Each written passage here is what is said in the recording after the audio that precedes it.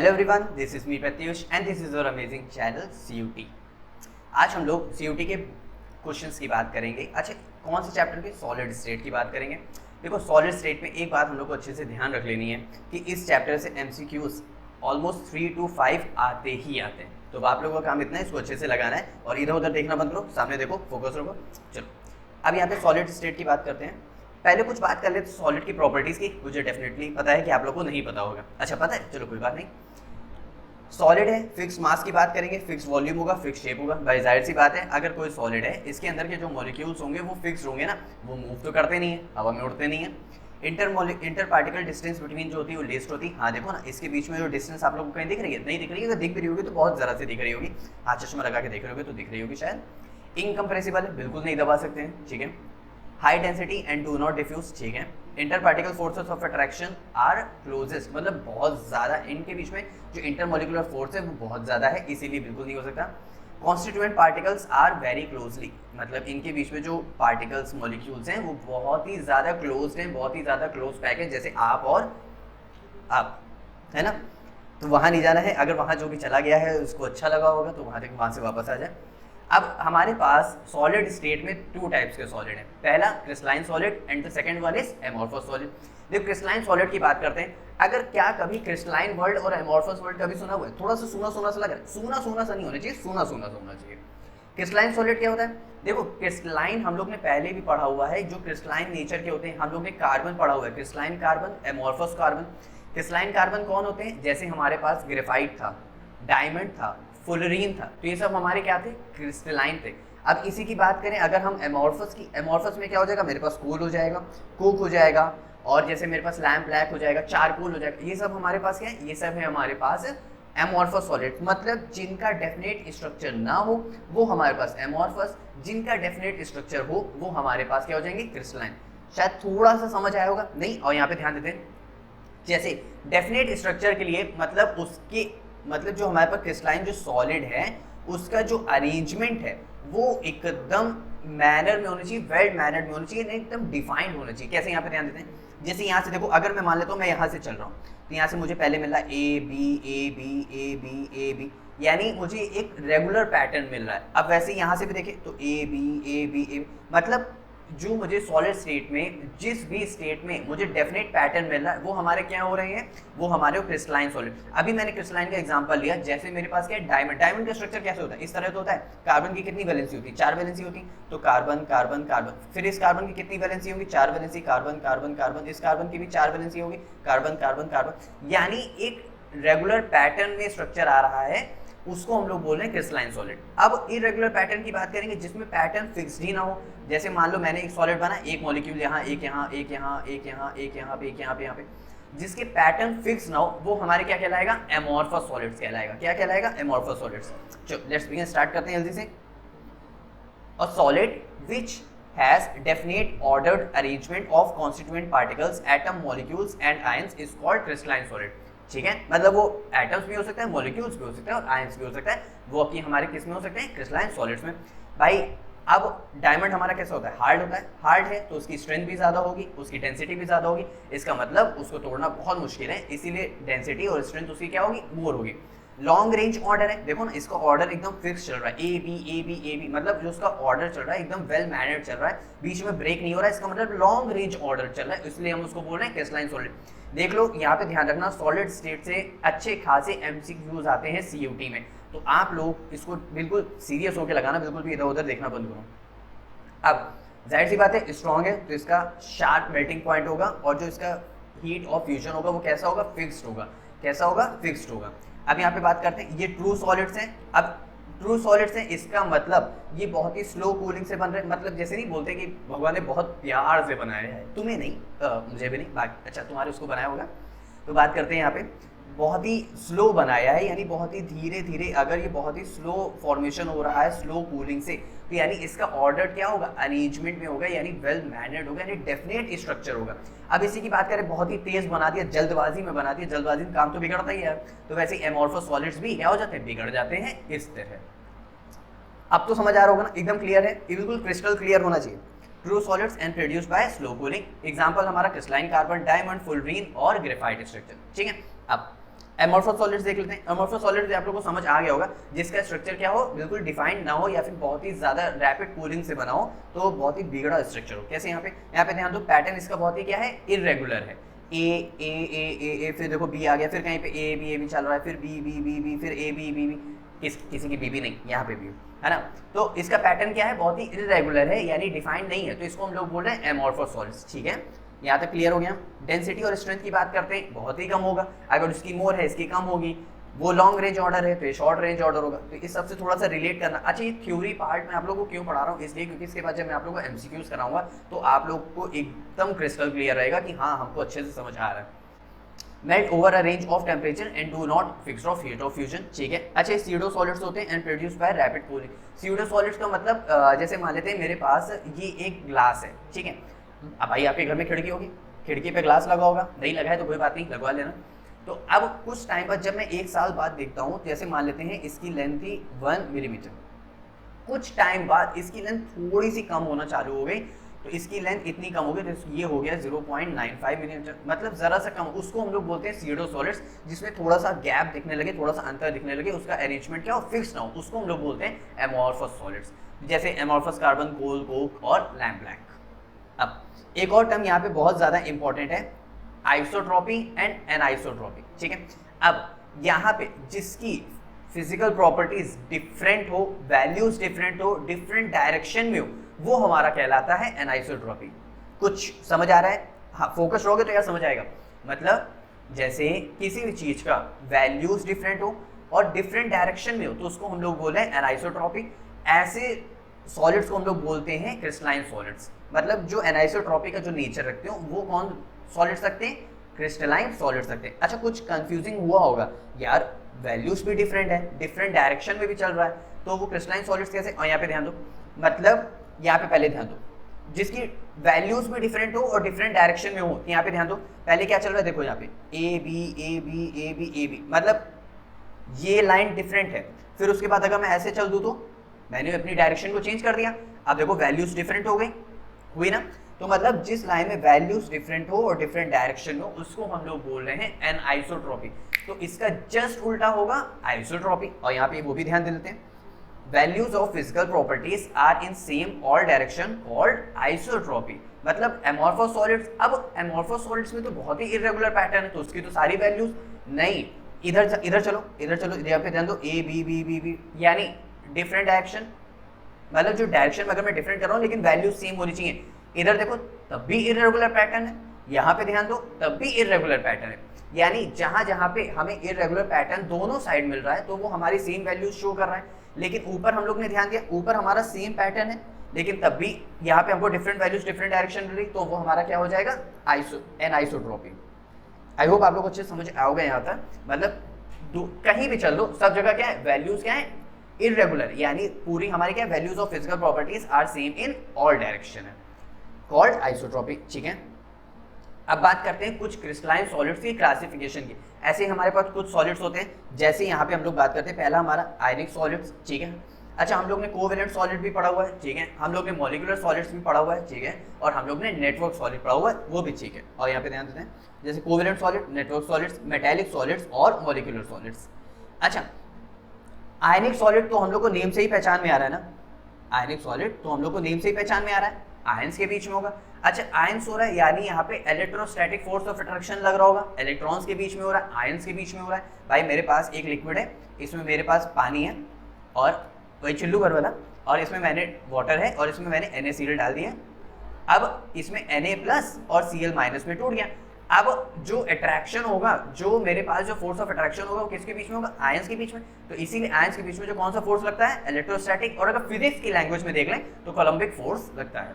जैसे example MgO, NaCl, ZnS etcetera, मतलब metal और नॉन मेटल जो भी होंगे वो सारे सारे आयनिक बॉन्ड्स में आएंगे। कोवेलेंट बॉन्ड की बात कर लेते हैं। कोवेलेंट बॉन्ड एटम्स के बीच में लगता है। कोवेलेंट बॉन्ड हमेशा बच्चों नॉन मेटल के बीच में लगता है, नॉन मेटल के बीच में लगता है। जैसे यहाँ पे ध्यान दो, SiO2, क्वार्ट्ज, ये सब क्या है, मेरे पास कोवेलेंट बॉन्ड है। कोवेलेंट बॉन्ड मतलब एक पूरा स्ट्रक्चर फॉर्म करना, एक पूरा नेटवर्क फॉर्म करना। SiO2 का स्ट्रक्चर कैसे होता है, यहाँ पे ध्यान दो, SiO, Si, यहाँ पे भी ऑक्सीजन आएगा, यहाँ पे भी ऑक्सीजन आएगा, यहाँ पे भी ऑक्सीजन आएगा, फिर Si आएगा, फिर ऑक्सीजन आएगा, फिर SI आएगा, फिर ऑक्सीजन आएगा, फिर SI आएगा, यहाँ पे भी ऑक्सीजन आएगा, यहाँ पे भी ऑक्सीजन आएगा, यहाँ पे SI आएगा।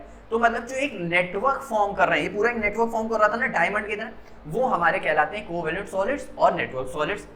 यहाँ पे बात करते हैं मेटालिक सॉलिड, तो समझ ही आ रहा है, मेटालिक सॉलिड्स मेटल के बीच में हो रहा है।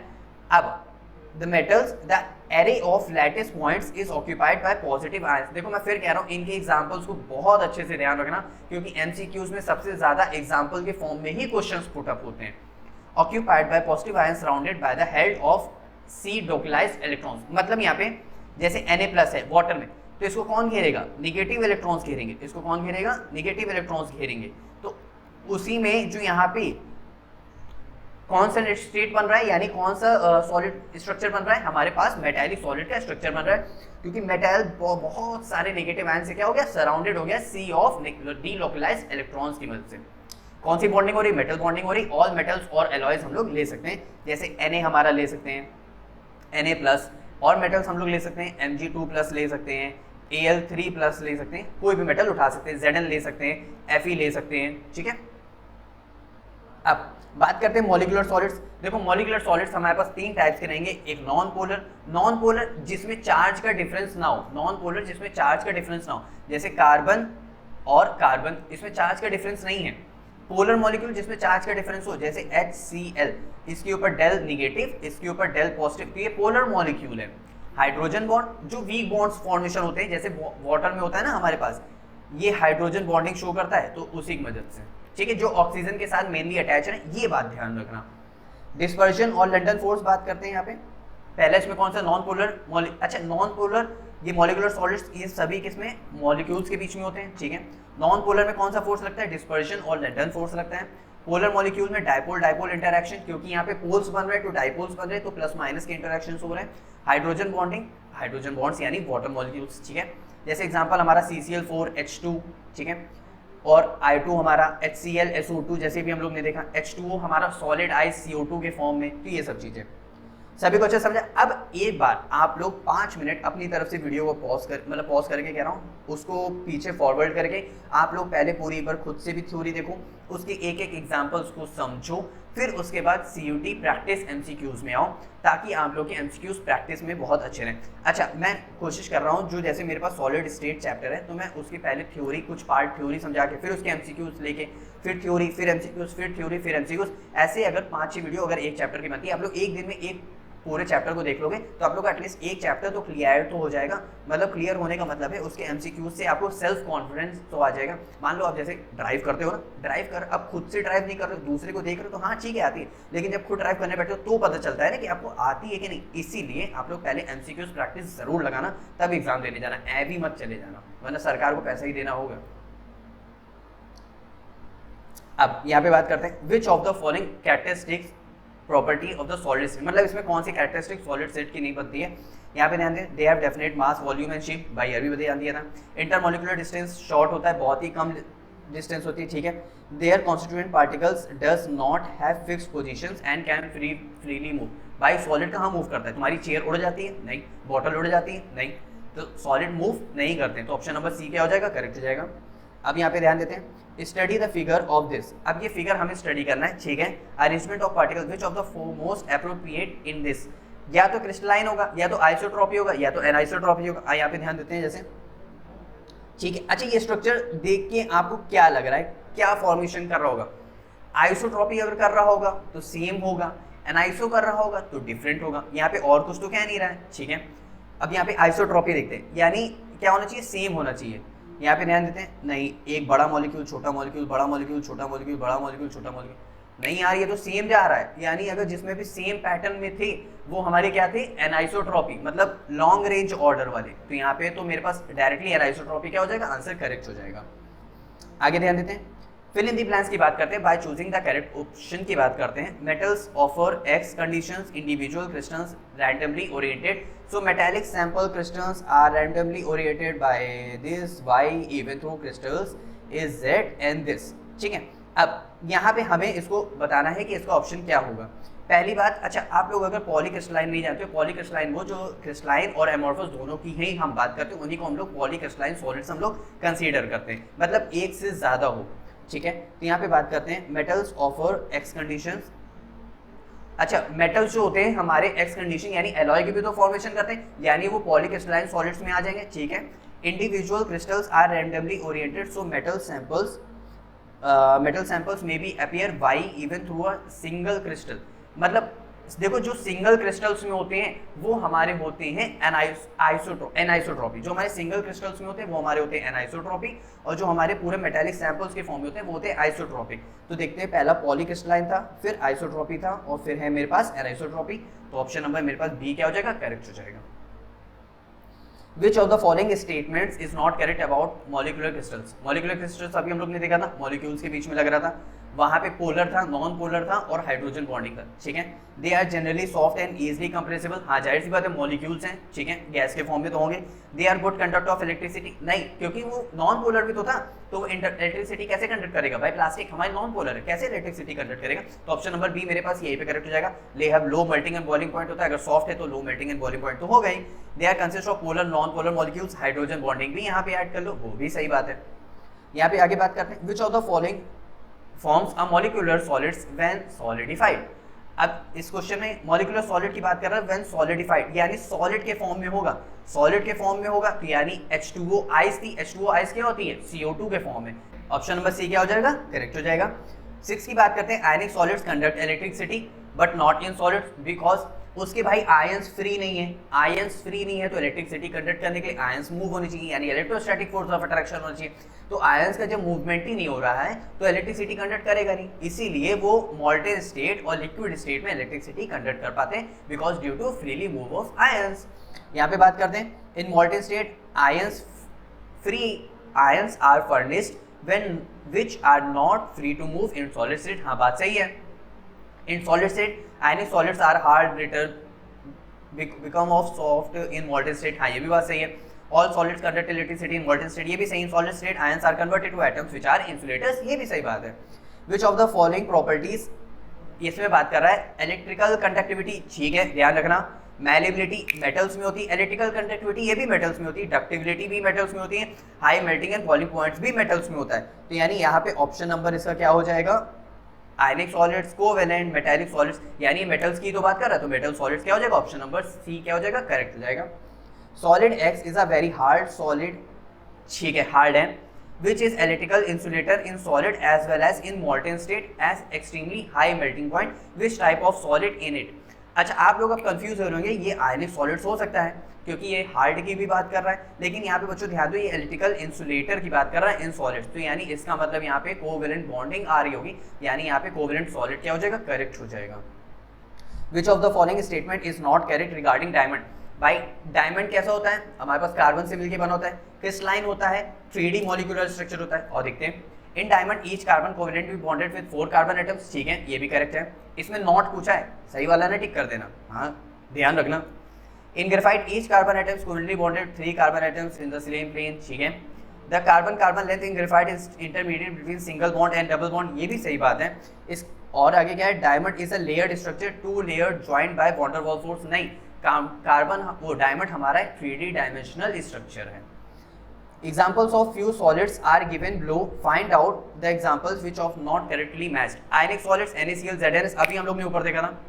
Covalent solids H2 and I2, H2 I2, नहीं यार ये तो नॉन पोलर मॉलिक्यूल्स हो गए ना, HCl2, ये तो नॉन पोलर्स हो गए ना, बीच में चार्ज का तो डिफरेंस है ही नहीं।